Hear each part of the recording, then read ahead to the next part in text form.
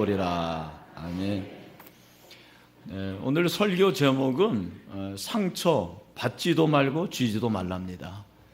네, 여러분 아멘이죠? 네. 사실 제가 이제 모태신앙이고 50년 이상 신앙생활을 하고 있는데 제 기억의 청소년 시절이나 청년 시절에는 상처라는 말을 잘 들어보지를 못했어요. 여러분 어떻습니까? 여러분 지금부터 막 20년, 30년 전에 그런 상처라는 말을 들어보셨나요? 여러분 뭐 들어보셨는지 말은 안 하니까 내가 모르겠는데 사실 교회 안에서 상처라는 말이 이렇게 자주 들린 것은 얼마 안 되는 것 같습니다. 한 10여 년 요 즈음에 이 상처라는 말이 단어가 대두가 된 것 같습니다. 그래서 성도들이 상처받는 것을 굉장히 당연히 여기고 어떤 사람은 자랑스럽게 여기는 것 같아요. 그래서 나 상처받았어. 목사님 상처받았습니다. 누가 받으라는 말도 안 했는데 자기가 받고서는 그렇게 막 자랑스럽게 얘기를 하는 거예요. 저는 사실 누구에게나 상처가 있죠. 제 몸에도 이렇게 상처가 있죠. 뭐 개인적인 얘기를 해서 죄송한데 제 주먹에 이렇게 상처가 있습니다. 여기 제가 뭐 한때 이렇게 주먹을 쓰고 그런 사람이 아니었습니다. 그 신대원 때 이제 신대원 전에 공부를 했는데 신대원 들어가는 게 어렵습니다. 우리 목사님들 대단한 분들이에요. 그래서 제가 이제 독서실에서 공부를 하고 추운 겨울이었는데 주머니에 이제 양손 주머니에 손을 넣고 막 이렇게 집으로 뛰어왔습니다. 그래서 그날 공부를 너무나 많이 해가지고 제가 상상을 한 거예요. 야, 내가 신대원에 수석을 하면 어떻게 되나 이거. 그러면 기독신문에서 인터뷰가 나오겠죠. 그러면 어떻게 공부를 했습니까? 그럼 교과서에 충실하고 뭐 장학금을 받고 막 이런 상상을 한 거예요. 그러다가 맨홀 뚜껑에 넘어진 겁니다. 근데 여러분 겨울에 주머니에 이렇게 특별히 잠바가 이렇게 있잖아요.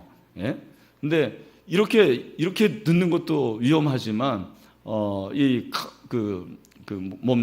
위에 잠바에 이렇게 양손을 넣고 넘어지니까 손을 안 넣고 넘어질 때는 이렇게 넘어지는데 이 손바닥이 땅에 닿는데 주머니에 손을 넣으니까요. 이게 이렇게 돼가지고 손등이 바닥을 친 겁니다. 얼마나 아픈지 누구에게 말도 못하고 그래가지고는 제가 넘어져서 수석을 못한 거예요. 그때 안 넘어졌어야 되는 건데. 네. 근데 여러분 제가 이런 말씀을 드리는 것은 제가 이 상처를 보면 이제는 아파요, 안 아파요? 안 아파요. 그리고 안 아프고 상처를 보면서 어떤 생각이 들까요? 빙글에 웃음이 나옵니다. 참 그때 여러분도 이렇게 비웃으셨지만 저도 많이 웃어요. 이야, 참 그때 상상이 지나쳐가지고 무슨 수석을 하고 이제는 이 상처를 보면 아픈 게 아니고 그 상처를 보면서 웃음을 지을 수가 있습니다. 제가 오늘 이 상처라는 주제를 정한 것은 우리가 이제 목장을 개편을 했는데 목장이 한 4개월, 5개월 지나면은 그때부터는 서서히 목원들의 좋지 않은 부분들이 보이게 됩니다. 그래서 단점이 보이게 되고 그렇게 존경스럽고 참 위대하게 보이는 목자 목녀들에게도 단점이 있구나. 그런 게 보이기 시작합니다. 서서히 소그룹 목장에서의 어떻게 보면은 이제 갈등이 시작이 되는 시기입니다. 이 갈등을 잘 이겨나가면 성숙한 목장이 되는 거예요. 그리고 그 목장에 들어가서 신앙생활하는 것이 굉장히 재밌습니다. 반면에 그 갈등을 이기지 못하고 그것 때문에 상처가 되고 마음에 남고 하면 자연스럽게 목장에 가기가 싫어집니다. 일종의 갈등으로 인한 갱년기가 오는 거예요. 그러면 안 되는데. 여러분, 목장에서 쉽게 받는 것이 상처입니다. 왜냐하면 이게 굉장히 중요한 건데 가까운 사이가 되기 때문입니다. 그냥 교회에서 일주일에 한 번 예배 전에 목례하는 정도면 상처받을 일이 없어요. 그렇지 않습니까? 물론 지나치게 옷이 너무 화려하다거나 야한 옷을 입고 오면 그것 때문에 상처는 될지 모르지만 가까운 사이가 아니면 상처받을 일이 없습니다. 여러분, 제가 어떤 책을 보니까 변호사들의 말에 의하면 이혼 법정에서 이루어지는 사건이 가장 지독하다고 합니다. 여러분 생각해 보세요. 남녀가 연애해가지고 결혼하고 결혼하면 무촌이고 그야말로 모든 걸 주는 사이 아닙니까? 그런 남편과 아내가 이혼해서 싸우면 가장 지독한 싸움이 된다는 거예요. 여러분, 교단도 가장 가까울 것 같은 교단이 싸우면 철천지원수가 되는 거예요. 교회도 마찬가지입니다. 가깝기 때문에 늘 조심해야 되는 것입니다. 오늘 여러분 마태복음 24장을 보면 말세의 일인데요, 이 말세의 그 예언이 우리가 지금 알고 있는 그런 여러 가지 난리와 난리, 소문과 소문, 그래서 기근이 일어나겠고 지진이 일어나고 이 모든 것은 재난의 시작이라고 했는데, 예수님께서 말세 되어질 일에 대한 예언에서 아주 중요한 것 한 가지를 말씀하십니다. 그것이 무엇입니까? 여러분 9절에 보니까 뭐라고 그랬어요? 우리 9절 한번 읽어볼까요? 시작. 그때 사람들이 너희를 환난에 넘겨주겠으며 너희를 죽이리니 너희가 내 이름 때문에 모든 민족에게 미움을 받으리라. 그 다음에 10절 무엇입니까? 그때 많은 사람이 어떻게 하게 돼요? 실족하게 되어 서로 잡아주고 서로 미워하겠으며.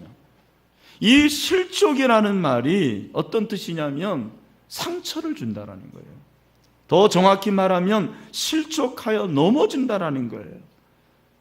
넘어짐의 원인이 된다라는 것입니다.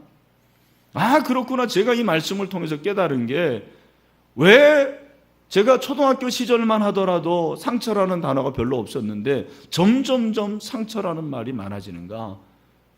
종말이 점점 가까우기 때문인 거예요. 종말이 가까울수록 사람들이 서로 상처를 주고 서로 받는 거예요. 교회 안에서도 그런 일들이 많아집니다. 예수님께서는 이미 말세에 사람들이 서로 상처를 주고 받는 것을 예언하셨더라고요.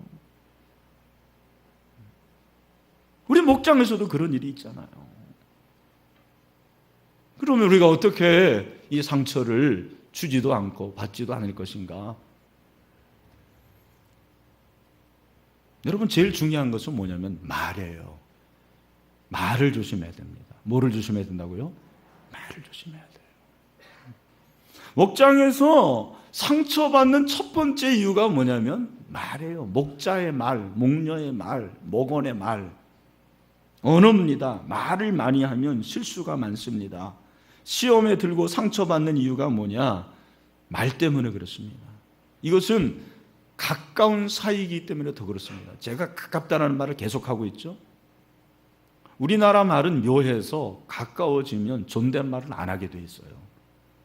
저는 솔직히 말하면 교회 안에서 가깝다고 반말하는 걸 굉장히 싫어합니다. 제가 말을 안 해서 그렇지. 여러분, 가깝다고 말을 놓으면 그때부터 어떻게 되는 거예요? 함부로 하게 됩니다. 이게 중요한 거예요.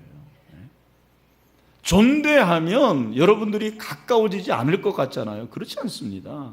존대해도 얼마든지 존경하고 가까워질 수 있는 것입니다.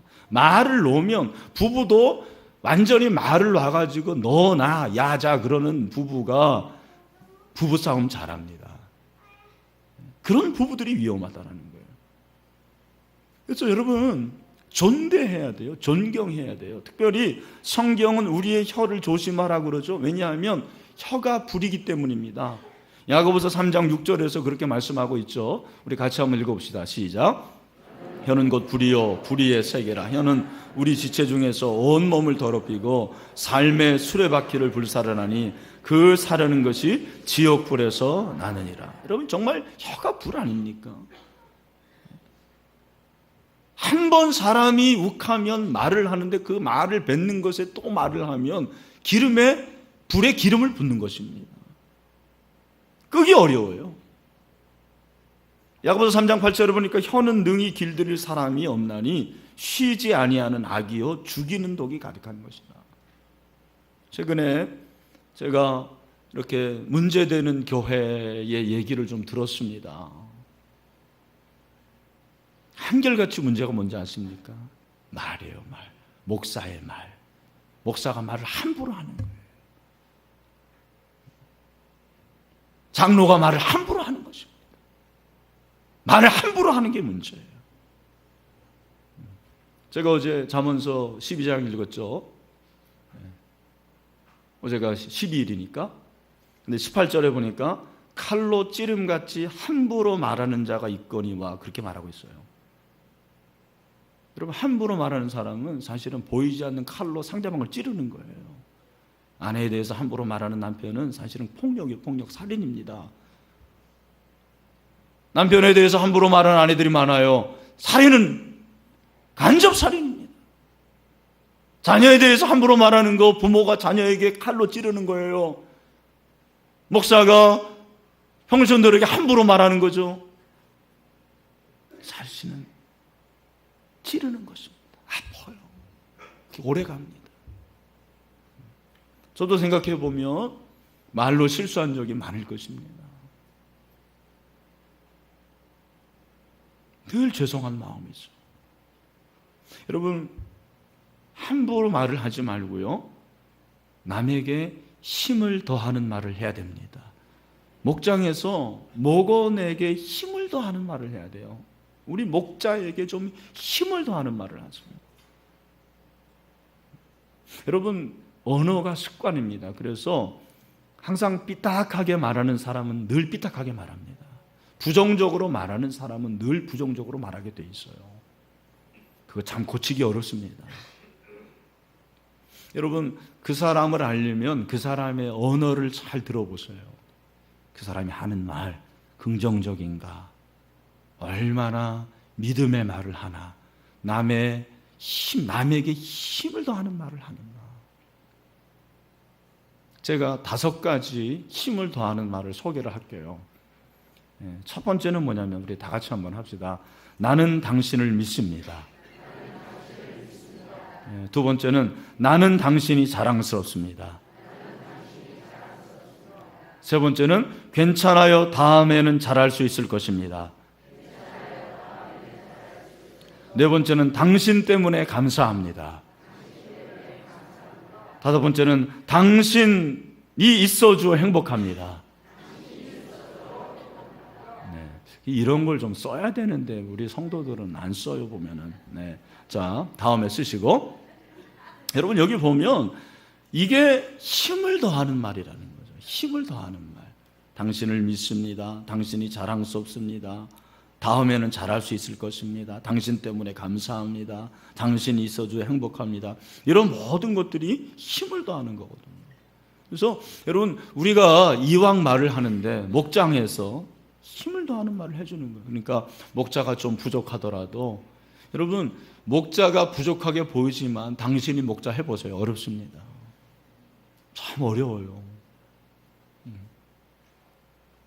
정말 어렵습니다. 그렇기 때문에 잘 할 수 있도록 도와주는 거죠. 목자도 목원이 신앙생활을 잘 할 수 있도록 도와주는 것입니다. 하나님이 혀를 주신 목적은 사실은 이 혀를 가지고 다른 사람에게 덕을 세우고 힘을 주고 아름다운 말을 하라고 주신 것입니다. 그런데 우리의 혀로 상처 주는 일이 얼마나 많은지 몰라요.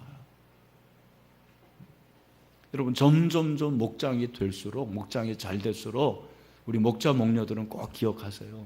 말을 조심하세요. 말을. 정말 말을 조심해야 됩니다. 그 말이 화근이 됩니다. 큰 불을 일으키는 거예요. 여러분 말을 조심할 수 있는 저와 여러분이 되기를 주님의 이름으로 축원합니다. 또한 우리가 상처를 주거나 받지 않으려면 어떻게 되냐면 상처를 별로 만들어야 돼요. 참 이게 중요한 것입니다. 여러분 생각해 보면 별게 다 상처가 됩니다. 아무리 상대방이 좋은 의도로 얘기해도 내가 상처받을 의도를 가지고 그 말을 들으면 상처가 되는 거예요. 반대로 아무리 상대방이 상처를 주려고 해도 내가 상처를 받지 않으려는 그런 마음을 가지고 받으면 괜찮아지는 거예요. 그럼 그렇지 않습니까? 우리가 이제 바이러스 무슨 좀 상한 음식을 먹을 때 내 위가 건강하고 내 몸 상태가 좋으면은 문제가 안 돼요. 그러나 내 몸 상태가 조금 문제가 되면 약간만 상해도 그거 먹으면 탈납니다. 제가 사실 상처를 주지도 말고 받지도 말라고 했지만 이것은 어려운 얘기입니다. 저는 성경에서 성경이 우리에게 말하는 것은 실족하게 할 수 있다라는 거예요. 이건 다르죠. 여러분 잘 들으십시오. 상처를 주지 말라라는 말과 상처를 줄 수 있다라는 말은 달라요. 주라는 얘기가 아니에요. 주지 말라. 그러나 주지 말라고 노력하지만 우리가 줄 수 있다라는 거예요. 왜? 인간이기 때문에, 연약하기 때문에, 죄악된 존재이기 때문에. 여러분 우리 한번 누가복음 17장으로 한번 가봅시다. 누가복음 17장.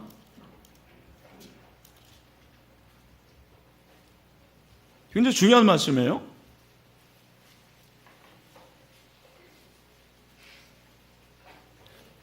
자, 우리 1절은 형제들이 읽고 2절은 자매들이 읽고 한번 이렇게 4절까지 교독하겠습니다. 우리 형제들 시작.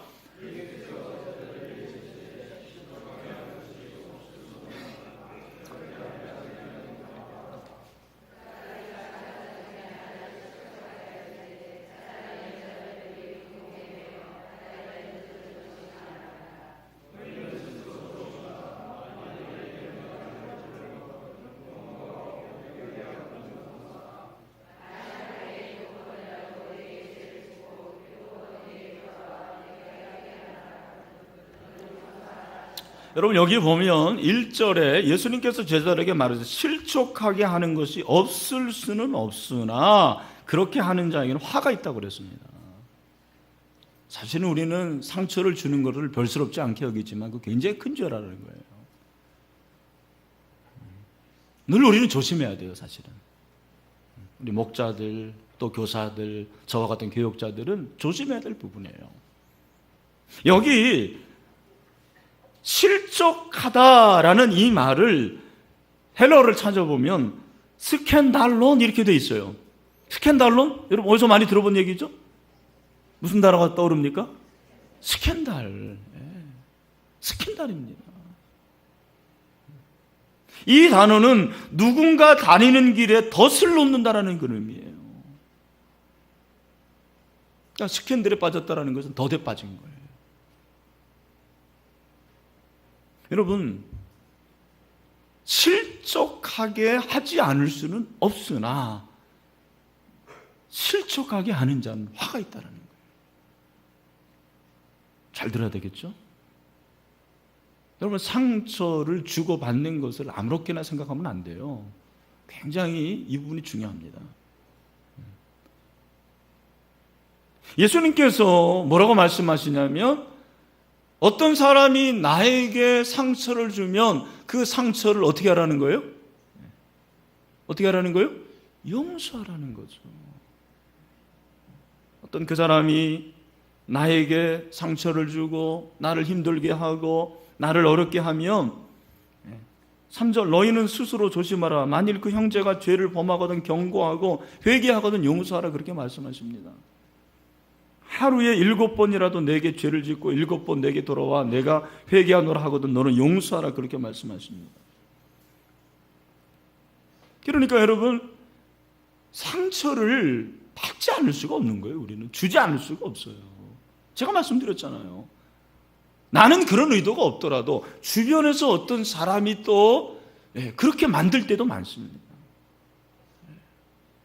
그런 의도가 없는데 목장에서 목원이 김 집사님이 이렇대요. 그러면 그것이 상처가 또 되는 것입니다. 여러분, 한국 교회에 목회자 때문에 상처를 받은 평신도들이 얼마나 많은지 아십니까? 저는 교역자들이 잘했다고 말씀드리는 거 아닙니다. 저도 교역자지만 정말 죄송하게 생각합니다. 그런데 교역자들이 일부러 상처를 주려고 하는 경우가 얼마나 되겠습니까? 교역자들은 연약한지라, 부족한지라, 죄인인지라 그렇게 실족하게 만드는 것입니다. 어떻게 해야 돼요? 여러분, 그 사람의 중심을 좀 헤아리세요. 정말 그 사람이 나를 상처 주려고 그랬는지, 아니면 그렇게 하다 보니까 부지불식간에 나에게 상처를 줬는지, 그런 전의 문맥을 좀 여러분이 보세요. 그리고 그를 용서해 주는 거죠.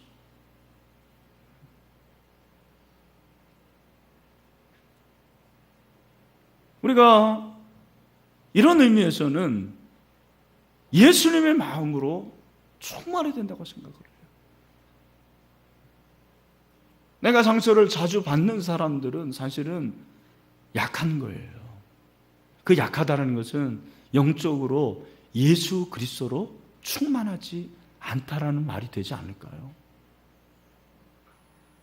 내가 정말 예수로 충만한데, 십자가의 사랑으로 충만한데, 그 한마디 때문에 내가 그렇게 그 사람을 미워하고 그 사람을 증오할 정도로 되겠는가? 사실 아니잖아요. 내가 상처를 자주 주는 사람들도 있어요. 사실 그걸 자기만 몰라서 그런데 이게 참 문제인데, 그런 얘기를 듣잖아요. 그런 사람들은 이유가 뭐냐면 예수로 충만하지 않기 때문에 그렇습니다. 예수로 충만하지 않으니까 자꾸 상처를 주는 것입니다. 저는 그런 의미에서 우리가 예수로 충만하도록 노력해야 된다고 생각을 합니다. 예수로 충만하도록 노력해야 돼요. 그러니까 여러분, 중독이라는 것도 그렇습니다. 이 중독이라는 것이 중독의 대상은 다르지만 원인은 같다고 합니다. 중독에 왜 빠지는가? 내가 원하는 것을 얻을 수 없을 때 중독에 빠지는 거예요. 내가 원하는 게 있는데 그걸 얻을 수 없으면 중독에 빠집니다. 그런 의미에서 예수 그리스도로 충만하지 않으면 우리는 세상에 중독될 수밖에 없는 거예요. 늘 예수로 충만해야 돼요. 여러분, 목장도 예수로 충만해야 될 줄로 믿습니다. 목장 예수로 충만해야 돼요. 늘 예수께 나아가야 되는 것입니다. 그리고 여러분, 그리스도의 사랑으로 용서하고 용납하면 여러분, 상처가 변해서 뭐가 되는 거예요? 별이 되는 거죠. 스카가, 상처가 영어로 스카 아닙니까? SCAR. 그런데 그것이 스타가 된다. 이거 제 얘기가 아닙니다. 인천은혜교회 박정식 목사님이 그런 말을 했어요. 상처가 별이 된다. 상처가 별이 된다. 제가 이 얘기만 하고 말씀을 드립니다. 유태인으로서 독일의 아우슈비츠 수용소에서 살아남은 빅터 플랭크라는 사람이 있습니다. 아주 유명한 사람이죠. 여러분, 그가 가스실에서 유일하게 살아남았는데 살아남을 수 있었던 그 한 가지가 뭐였느냐? 이게 중요하죠. 그의 마음속에 남은 한 사람을 위해서 기도했기 때문이라고 합니다. 근데 그 사람이 누군지 아십니까? 바로 사랑하는 아내였습니다. 자기가 잡혀올 때 아내는 집에 남아 있었던 거예요. 근데 그때 너무 고통당하는 것을 보고 자기보다 더 고통당하고 있을 아내를 늘 생각한 거예요. 그러면서 아내를 위해서 기도를 끊이지 않았습니다.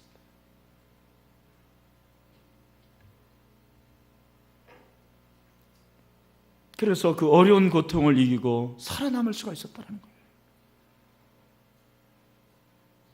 참, 이런 사람이 위대한 사람이에요. 참, 우리가 남자로서 우리 남성들이 있지만 아내를 사랑하지 못하는 남성은 제가 볼 때는 온전한 남성은 아닙니다. 그가 이런 말을 했습니다. 누구든지 좋다. 그대가 사랑하는 사람을 위하여 그의 이름을 부르면서 간절히 위하여 기도하라. 그리고 그의 고통을 함께 나누는 마음을 가져라. 그러면 그대는 예상보다 훨씬 더 엄청난 힘이 솟아오르는 것을 느끼게 될 것이다. 일리가 있는 말이에요. 여러분, 누가 나를 상처 줬다고 생각하면 그 사람을 위해서 정말 사랑하는 마음으로 간절히 기도해 보는 거예요.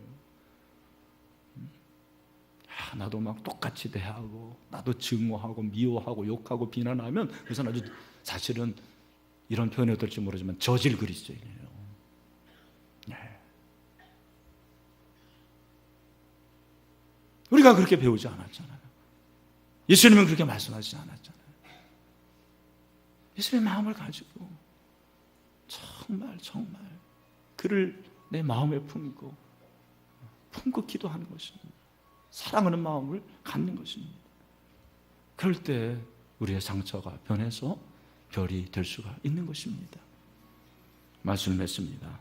여러분, 목장 안에서는 누군가가 반드시 상처를 줄 수 있을 가능성이 있습니다. 네. 그렇죠? 그런데 제가 상처를 주지도 말고 받지도 말라 그러는데 상처를 주는 경우는 항상 있다는 거예요. 문제는 반응하는 나의 태도에 있습니다.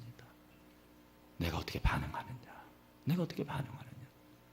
그래서 늘 말을 조심하고 예수 그리스도 충만하고, 그래서 그 상처를 볼 때 제가 이 상처를 보는 것처럼 아무니까 너무너무 재밌는 거예요. 그리고 어떻게 보면은 참 내가 옛날에 왕년에 그럴 때가 있었구나, 웃을 수가 있는 것입니다. 여러분, 최후의 웃는 자가 승자입니다. 그래서 우리의 상처가 그렇게 별이 될 수 있는 그런 아름다운 추억이 될 수 있게 되기를 주님의 이름으로 축원합니다.